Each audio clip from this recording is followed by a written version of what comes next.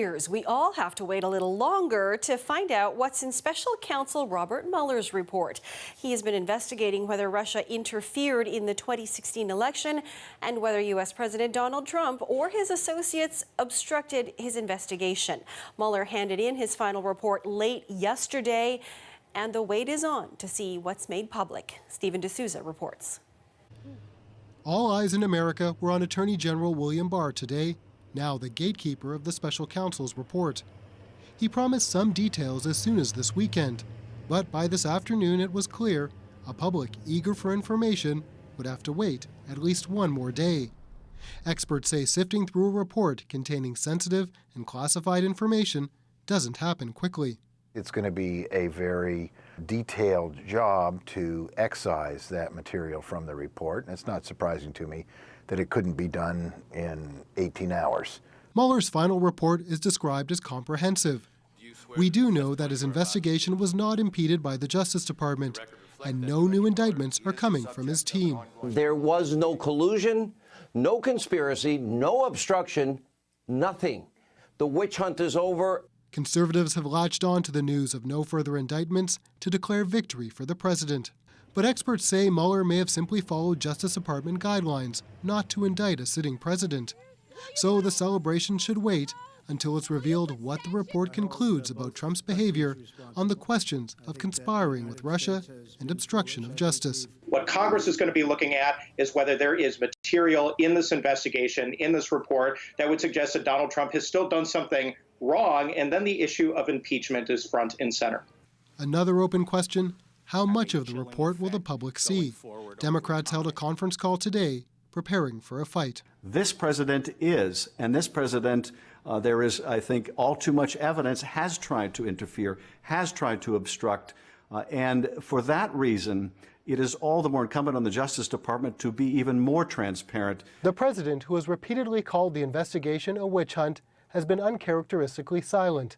He spent today golfing, and the White House says it is yet to see or be briefed on the Mueller report. Stephen D'Souza, CBC News, New York. The sound of prayer has returned to the two mosques in Christchurch, New Zealand, where last week 50 people were killed by a gunman. Many attending were among those who survived the attacks. Meanwhile, here in Toronto, an alt-right protest was quickly overrun by counter-protesters. No hate, no fear. Immigrants are welcome here. There was a heavy police presence downtown for a rally by far-right anti-Islam demonstrators. About a dozen people attended the event outside the U.S. consulate this afternoon, but they were met with a large number of counter-demonstrators. Police were brought in to keep the two groups separate. Officers say no major incidents were reported. This happened not far from where thousands of Muslim women gathered in downtown Toronto today. The Being Me conference aims to empower them with workshops and lectures on topics like mental health and self-care. But this year is a bit different. As Kelda Yoon reports, in light of the recent mosque shootings, the event is putting a big focus on healing. It was organized at the last minute, a healing roundtable, a chance for these Muslim women to share their feelings about the tragedy in Christchurch. It's really sad to think about and heartbreaking. Oftentimes it's a bit hard for us to kind of speak about these issues, especially if we're around non-Muslims or people who don't really understand the hurt we're experiencing. So being around Muslims and people who are like-minded with their religion is really beneficial and helps us grieve and overcome this disastrous event. Some chose to share in small groups. Others, like Nadia Faryad, chose to speak out loud. I don't think we should sit there and feel hurt, but rather empowerment. She says opening up was cathartic. There's such a peace that comes within you. Her message is also one of peace. Just because one person did something that was so heinous, and this was just an inhuman act, we are not going to basically see him as the face of the white, the Christian, or the West. We're going to see him as an individual. Also incorporated into this year's conference, a card-making table. Because there was an attack at a mosque. Little girls writing messages of support to the victims of the attack. What I wrote to them is I told them to continue being strong They understand it. The school also helped to explain to them what happened, and we talked about it at home. Some teenagers saying there is always fear in the aftermath of such events. Sometimes, you could get worried, if you're going to somewhere like this where there's a lot of Muslims, maybe something could happen. But that the message they are getting from being here is this. Even though there's lots of racism in the world, you could always fight through and make your way through it. The conference has expanded into other cities. Calgary has organized one for May. Kelda Yoon, CBC News, Toronto. More than 700 people are confirmed dead in southeastern Africa following last week's cyclone, most of them in Mozambique and Zimbabwe, and tens of thousands are in need of aid. Canada is contributing to the aid effort, Ottawa providing as much as $3.5 million in support, and at least one charity in this country is preparing to ship supplies to southern Africa. CBC's Lorenda Redekop has more on that. The cyclone ripped through southeast Africa, leaving behind muddy water on what used to be dry land. This woman's home was completely flattened, and she has no food. That was washed away. The scale of this disaster is difficult to comprehend. 3 countries were hit: Mozambique, Zimbabwe, and Malawi.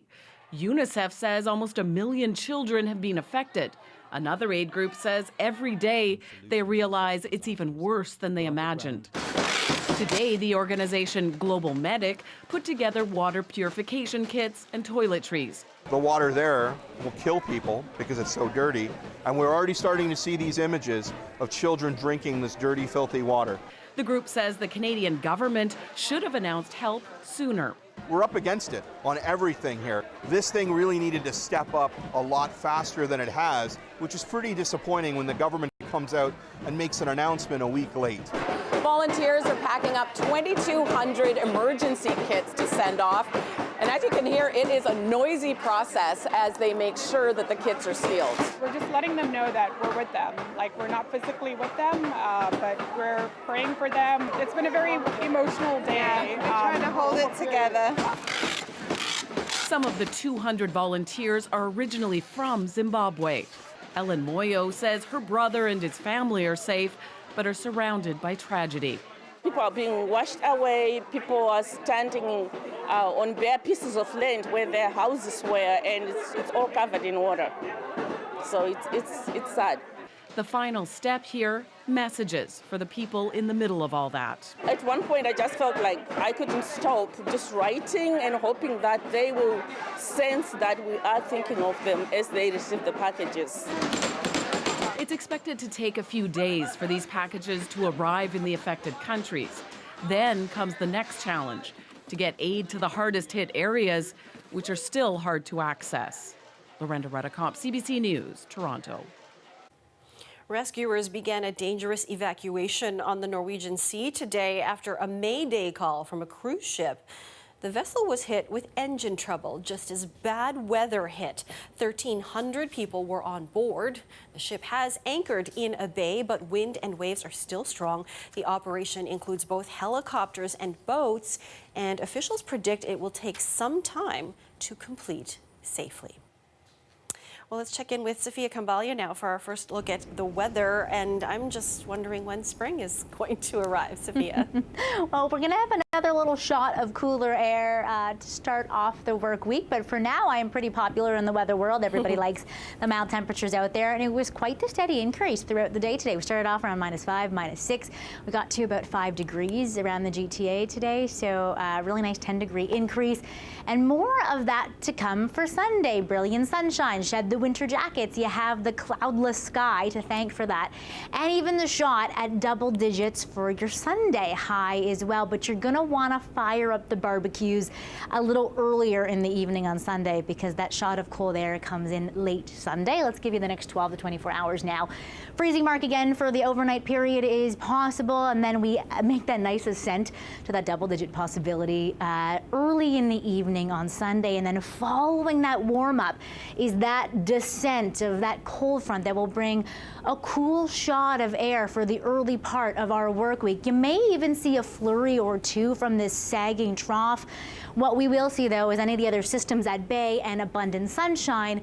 but unfortunately you will need your winter jacket as you begin your work week for Monday and for Tuesday. You're going to love the 7-day though. Double digits are the word of the game today. Okay, well, we'll see you in a few for that. Thanks, Sounds Sophia. good. You're welcome. Believe it or not, these are some of the 911 calls police received during an Amber Alert. The missing child died. Details after the break. Plus,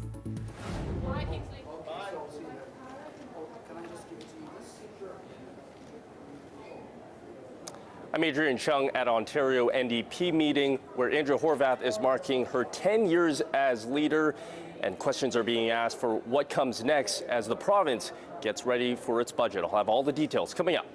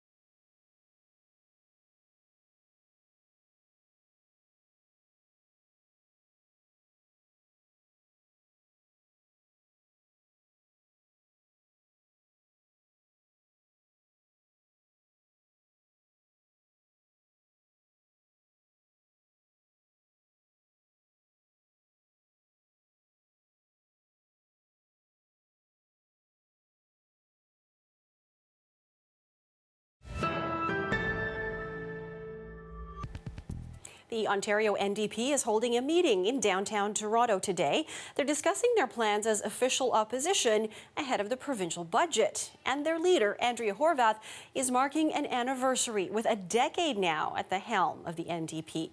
Our Adrian Chung is at the Hilton Toronto, where the NDP meeting is taking place. Adrian, what plans do the NDP have in store in the lead up to the budget? Well, Mariville, this meeting was really about party housekeeping and also a chance for supporters to ask about party finances. But more than anything, it was seen as a rally cry ahead of the Ontario budget dropping next month. Of course, details about what the budget will entail have leaked over the past several weeks, including top of mind over the past couple weeks has been the potential for job losses when it comes to the education system and for teachers. Here's what Andrea Horwath said about what she expects to hammer the Ford government on when that budget drops. Mr. Ford's made it clear he's going back on his word when it comes to job losses, and we're going to see it everywhere. We're already seeing it in our healthcare system. We're already seeing it in education. We're seeing it in autism. This is not the way to provide the kind of supports and services that people want. People went to the polls not expecting a premier that was going to take things away from them, and that's what we're going to see in this budget. We're going to see more. Now, Adrian, we also talked about the NDP marking Horwath's 10 years as their leader. Tell us a little bit about what the party's support for her is now.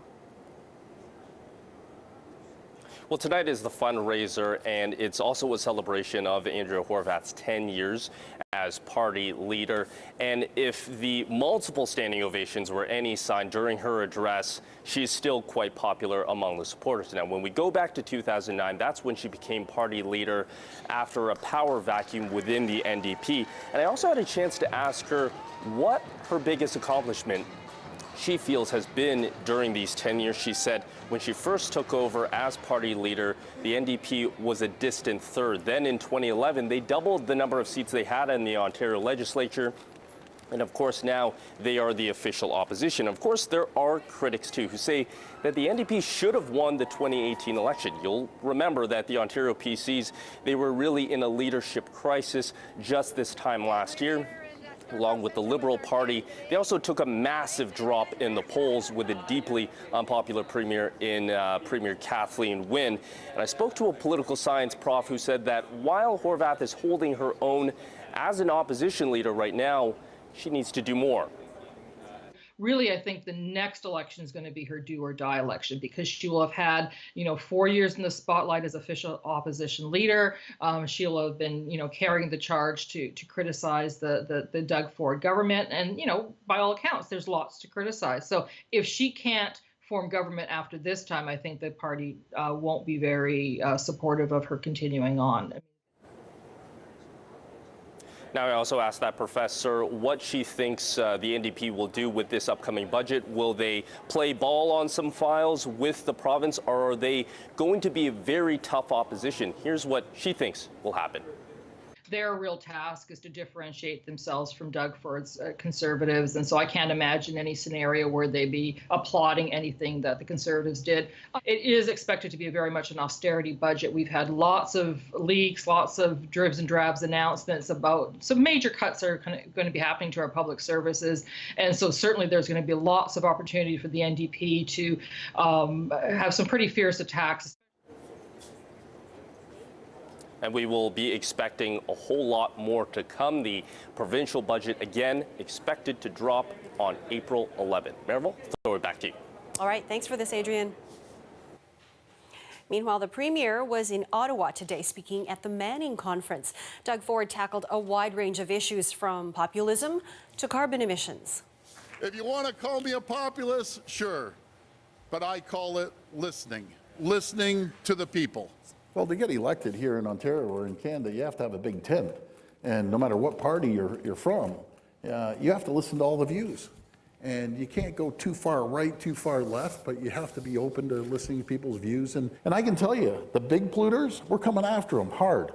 We're going to come after them hard to make sure that they curtail the pollution that they have. The Manning Conference is an annual meeting of conservative thinkers.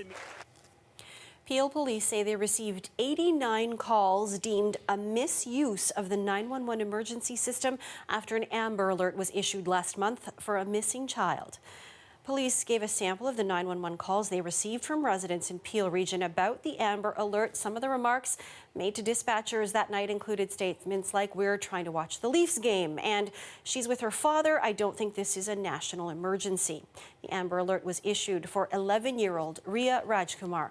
Her body was found in the Brampton home of her father, Rupesh Rajkumar, just after that alert went out on February 14th. He was arrested by OPP and charged with first-degree murder, but died in hospital days later from a self-inflicted gunshot wound. Police said in the report that misuses of the 911 system take up time that could be devoted to real emergencies.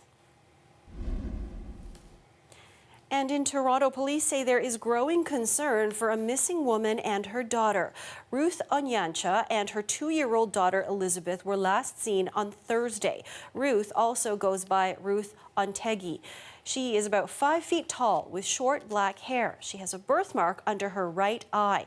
Her daughter, Elizabeth, was last seen wearing a pink jumpsuit. She may be in a black stroller with a pink blanket. Anyone with information is asked to call Toronto Police. Hundreds of bikers from across the GTA gathered in Woodbridge today for the funeral of a Hells Angels biker. There was a massive turnout for the funeral of 32-year-old Michael DeBatchue-Shold.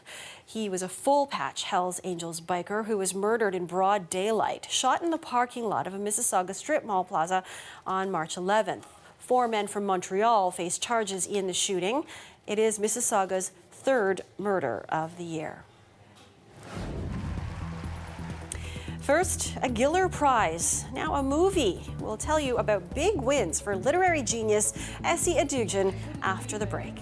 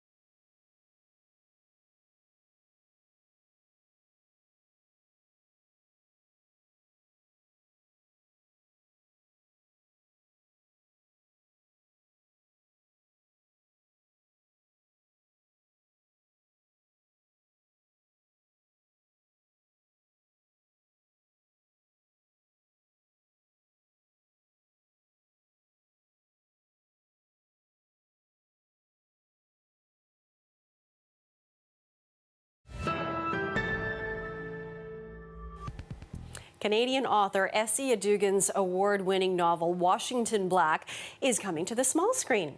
Adugan won the Giller Prize for the novel last year, her second time winning the prestigious award. Yelena Adzik explains how all of it came about. When author Essie Adugan fashioned a flying machine for her novel's main character, called Washington Black, she smartly crafted a world of visual wonder. So it's no wonder that her pop-off-the-page writing led to an intense bidding war for the rights to bring her book to the screen. It's confirmed that 20th Century Fox TV will adapt the novel into a limited series for TV, with Adugan herself on board as an executive producer. Based on an 11-year-old boy named Washington Black, the story follows the young slave as he uses a hot air balloon to escape a sugar plantation in Barbados and set off on an international journey. Now, a few of the key players involved in the deal to adapt the tale for TV include director Anthony Hemingway and actor Sterling K. Brown.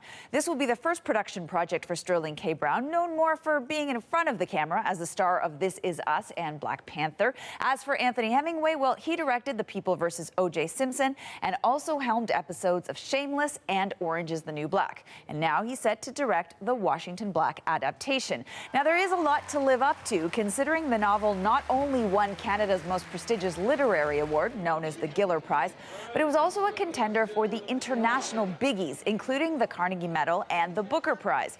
But if the past is anything to go by, the Victoria-based author Essie Adugan is in good company, considering these successful adaptations of previous Giller-winning works. Mordecai Richler's Barney's Version got the feature treatment starring Paul Giamatti, and Margaret Atwood's Alias Grace was made into a miniseries that now lives on Netflix. So where exactly and when exactly will we be able to watch Washington Black? And who will play the lead character? Like much in the novel, for now, that is still a mystery. Yelena Adzik, CBC News, Toronto. Okay, we're going to check in with Sophia again for the long-range forecast. Double digits tomorrow and sign of things to come? And then things come to a crashing halt. Yeah, where would we be without a cliffhanger, right? And the cold that we experienced early Saturday morning, a reminder of this transitional season that we are in. But as we are talking about more cold approaching, especially for the start of the work week, we are really wondering, is winter actually done with us or not yet? You're back down to the freezing mark overnight, and there will be more of that for Monday and Tuesday. I'll talk about the brief warm-up sandwich in between in a minute, but this will feature much of the upcoming week, a big boundary that will actually bring cold air and kind of ruin this warm party we've been having for really the whole eastern half of the country. First, though, lack of cloud cover for your Saturday will continue into Sunday, and we will briefly sit at a lovely potential high in the double digits. It'll be quick-lived, though. And yeah, that crashing halt for the start of the work week, where you will once again require the winter jackets. Some of you will even be into the minus double digits or close to as you head a little bit up north, that 400. Similar conditions for Tuesday. But as we close off the month of March with a temperature roller coaster, we head back to seasonal conditions on Wednesday, and that ascent to double digits as you get into the latter half of the week and into the rest of your weekend. But really, the whole work week features abundant sunshine, pleasant sunny skies, and pleasant warmth, I guess you can call it, throughout the end of the week. Several shots of cooler air, though, will be in your fortunes this upcoming work week. But luckily, this cold air is keeping a lot of the systems at bay. So there's some good news there. No snow yet. Yes, and I haven't put the parka away, so, you know, it's all good. Thanks, Sophia. Talk to you soon. And that's our show for you tonight. As we go, take a look at the surprise these skaters got today. This is the MasterCard Center in Etobicoke. 10 lucky skaters thought they were getting a tour of the facility, but they were surprised with a visit from Maple Leafs fan favorites Darcy Tucker and Shane Corson. Thanks for watching. You can stay caught up on news anytime on our website. Have a good night.